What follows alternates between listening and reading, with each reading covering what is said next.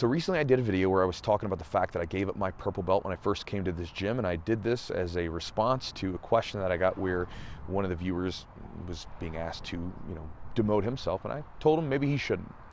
And a lot of you guys responded to this by saying that I'm stupid, that I'm missing the point of the whole thing, that belts are stupid, they're meaningless, that they only cover up 2 inches of your ass and they hold up your pants. And some of you guys are wrestlers and no-gi grapplers, so you don't even have belts. And so I just wanted to do a video to sort of respond to those comments, because for the most part you guys were super cool. No one went super internet troll and started just cussing me out or anything like that. You all sort of just voiced your disagreement. And I wanted to do this video where I just sort of talk about my thoughts on it, because I don't think the belts are meaningless. I think they do mean something. So to get into it, humans, we use a lot of tangible objects to represent very powerful things in our lives, right? Some of you guys might, it's very easy to think about, some of you guys probably wear a band around your finger, and that band might be made of everything from an expensive metal to cheap rubber, and that band represents something very powerful. It represents the union, the love, and the bond that you have with another human being, right? Your wedding band. And something that represents something very powerful in grappling that transcends just like belts and jiu-jitsu is medals, right? People will, to share a quote with you guys, Napoleon said that men will fight long and hard for colored bits of ribbon, right? And again, I think that he understood the idea that we crave, as humans, we crave distinction and we crave representations and sort of recognition for our achievements. And so getting into it, men will fight long and hard for those things, but monetarily they're worthless, right? I have a whole wall of medals, and they're not worth anything to anyone else outside of the culture, right? I couldn't go to a place and say, hey, I want to sell you my, 2016 Pan medal, or I want to sell you my, Miami Open medal from 2011. They don't care. They're like, what is this, right? It's a cheap piece of metal. But yet we'll go through so much to get those things, and people will look at someone differently because they're like, oh my gosh, you won that medal, right? It's such a big deal to them. Because we understand what it means. It's a representation of the fact that this person probably, went through all this stuff. They cut weight, they ate a better diet, they trained really hard, they sacrificed other parts of their life to dump more into their training. They, paid the registration fees and the traveling fees. They conquered self-doubt. They got to the tournament and they faced another human being in a one-on-one combat and they beat them, right? And then they stood on top of the podium. Right? We understand what that means, and that's, again, if you go back to the podium, the distinction, right? We have people standing higher than others, and that's kind of what that's all about, right? And then again, if you went to a tournament and everyone got a medal, or you went to a tournament and you didn't face anyone, you didn't actually have to go against anyone, those medals wouldn't mean anything to you. It wouldn't be powerful. But because, again, we're all fighting for them, and because not everybody's going to get one, right? Because you have to fight for them and you have to go through all this stuff, they mean something very special to us.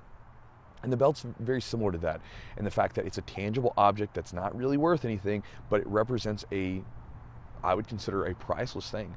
The lessons that I've learned through jiu-jitsu and the things that I've got from jiu-jitsu, I've received from the benefits, these things don't have a monetary value to me. They're priceless. But the belt is simply a representation of all that. It doesn't necessarily mean anything to anyone else outside of the culture, but it does mean something to us. Right? If I went to someone and said, hey, I got a black belt in jiu-jitsu, they'd tell me, oh, cool, man, my son's a black belt in taekwondo. But again, we know it's not the same. And so what I'm getting at here is the belt itself doesn't necessarily mean anything. It's the representation of the journey that I went through to receive that belt that means anything. And to go back to that quote that you guys use about 2 inches of your ass, I never interpreted that quote to mean that the belt doesn't mean anything. I interpreted that quote to mean that the belt doesn't mean anything if you didn't go through something, you didn't go through a really tough journey to get it. Because when I look at my belt, I don't just see a piece of dyed cotton, right? I see this enthusiastic young 18-year-old that started jiu-jitsu. I see my time as a blue belt where I would stay late, lock the doors, listen to classical music, and mop the mats every night, just because I felt like it was something good to do for the whole team, right? My purple belt, I got my purple belt when I had my first MMA fight, and I was focused on mixed martial arts more as a purple belt. And then as a brown belt, I sort of dipped and sort of had a rebirth in jiu-jitsu because I wanted to get away from mixed martial arts and focus more on jiu-jitsu. And then the day that I received my black belt was July 9th, 2011. And that literally the same moment. Hanato comes up to me, wraps the belt around me, says, thank you, congratulations, and I'm sorry. I turn and look, my buddy Derek's there, my best friend. He comes up and hugs me, and I just fall. And I know exactly what it was. My mother had passed away. So on the same day that I get my black belt, my mother passes away. And the black belt, that represents that whole time, all the stuff that I learned, all the journeys I went through, all the hard stuff that I had to go through. It represents that whole thing.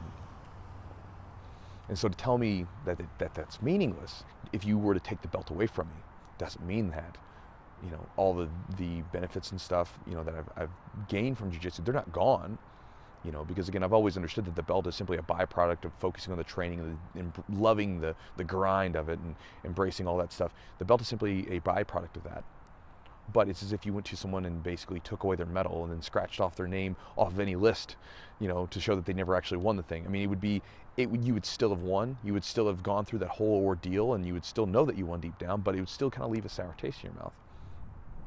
So, guys, I'm done sharing the idea for the day, but again, just sort of sharing an idea. I think the belt is a meaningful thing to those that take part in it. You may not understand it, you may not agree with it, but again, to say that it's a meaningless thing just because it's a belt, right? Again, there's so many objects that we use as humans to represent very powerful things, and so to say it's useless or that it's meaningless just because it's a tangible object, I think is silly. So, talk to you guys next time.